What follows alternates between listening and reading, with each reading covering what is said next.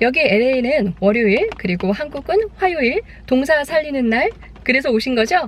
자, 그런데 우리 공부하기 전에 잠깐 창밖을 보시면요, LA에 비가 오고 있어요. 이건 정말 되게 기분 좋은 일이거든요.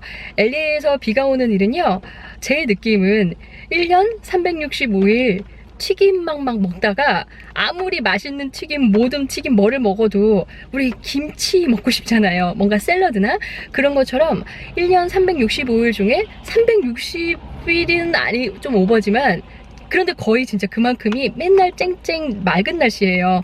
그래서 되게 상쾌한 날이에요. 그러면 비 때문에 이렇게 흥분한 거 좀 가라앉히고요. 이 단어들이 동사로 쓸 경우에는 어떤 의미일지 한번 좀 먼저 생각해 보시겠어요? baby, time, pencil, baby, 애기, 아기, time, 시간, pencil, 연필. 자, 이 단어들이 동사로 쓰일 경우에는 어떤 의미를 가질 수 있을까요? 여기 원어민들이 그냥 일상생활에서 흔하게 많이 쓰지만 우리는 명사로 많이 알고 있었기 때문에 의미를 놓치는 경우들이 꽤 있어요. 첫 번째, baby. 자, 여러분, baby, 아기가 동사로 쓰이면은 제가 예문을 드려볼게요.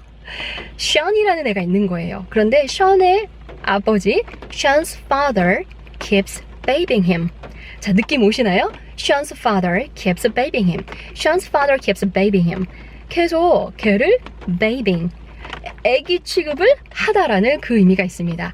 뭐 리아의 아빠가 리아를 계속 애기 취급을 해서 다 옹야옹야 해준다 하면은 Leah's father keeps babying Leah, 이렇게 말을 할 수 있는 거죠. 그런데 Leah's father이라고 한번 나왔기 때문에 목적 대명사로 대신 받으면 더 좋겠죠? Leah's father keeps babying her, 이런 식으로요. 그러면 제가 저희 남편한테 그럴 수 있어요. Stop babying her, stop babying her.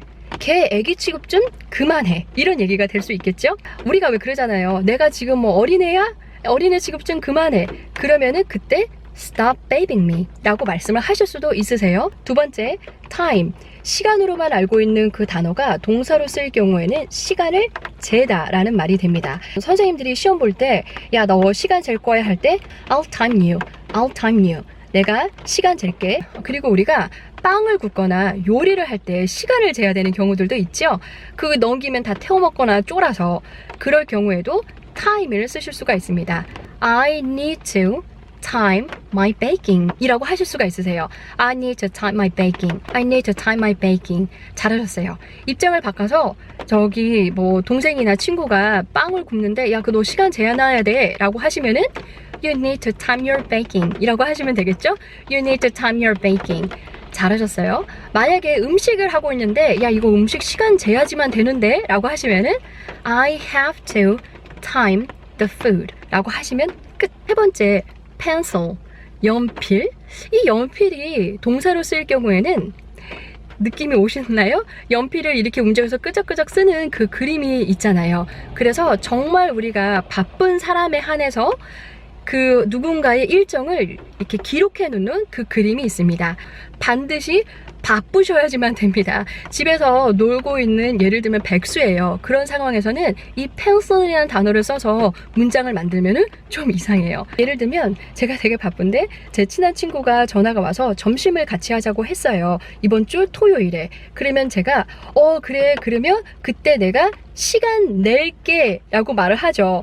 시간 낼게 라고 해서 I'll make time 이라고 말을 하냐, 물론 그러실 수도 있겠지만은 그때 바로 내가 그 달력에다가 너와의 약속을, 그 점심 일정을 적어 놓겠다, 이 얘기를 하는 거죠.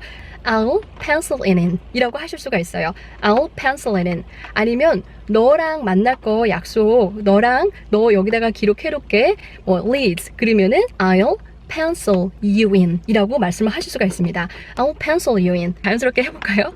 만약에 일정을 적어두는 거면 I'll pencil it in, I'll pencil it in. 잘하셨어요. 너랑 이렇게 Sophie라고 적어둘 거면 I'll pencil you in, I'll pencil you in. Baby, time, pencil, 모두 다 간단한 명사로만 알고 있었지만 사실 원어민들이 말 중에 섞어 하면 우리는 놓치는 경우도 있고 우리가 그렇게 말을 할 수 있는데도 쓰지 못하는 경우들이 있잖아요. 간단하고 쉽기 때문에 더 활용도가 높을 수 있어요. 여러분 잘 익히셔서 상황에 맞춰서 한번 써보세요. 그러면 이번 주 동사는 이렇게 살리고 다음 주에 또 뵙겠습니다. 안녕히 계세요.